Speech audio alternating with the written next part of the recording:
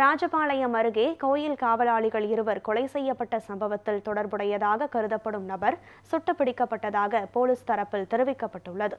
விருதுநகர் மாவட்டம் ராஜபாளையம் அருகே தேவதானம் பெரிய கோயிலில் நடந்த கொள்ளை சம்பவத்தில் கோயிலின் இரவு நேர காவலாளிகள் இருவர் வெட்டி கொலை செய்யப்பட்ட சம்பவம் பெரும் பதற்றத்தை ஏற்படுத்தியது.